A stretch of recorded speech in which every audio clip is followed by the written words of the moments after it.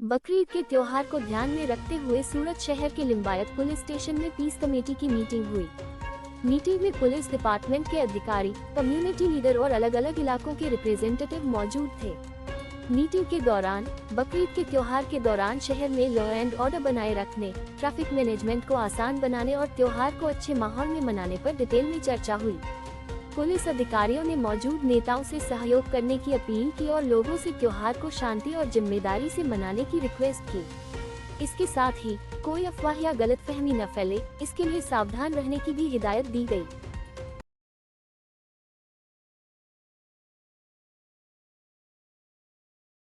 जी sir. चलो start. जी sir.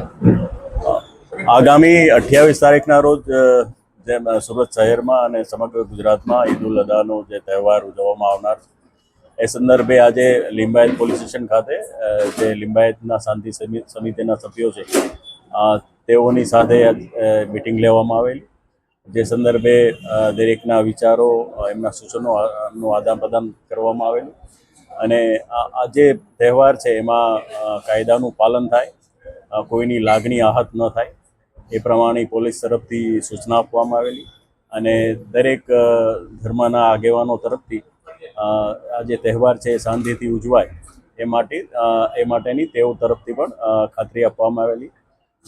અત્યારે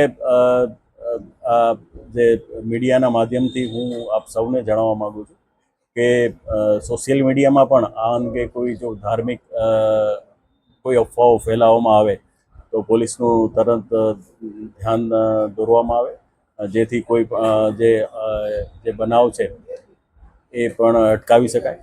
એ સિવાય આ અંગે 28 તારીખના રોજ પોલીસ તરફથી ચુસ્ત બંદોબસ્ત રાખવામાં આવનાર છે અને દરેક મસ્જિદો ઉપર શાંતિપૂર્ણ રીતે નમાઝ પઢવામાં આવે અને જે કુરબાની આપવામાં જે આવનાર છે એ પણ એની જે વિધિ છે એ પણ શાંતિથી થાય એ પ્રમાણેની પોલીસે દરેક પ્રકારની તૈયારી કરેલી છે અને અમને ખાતરી છે કે આ તહેવાર છે એ ખૂબ જ શાંતિથી ઉજવાશે।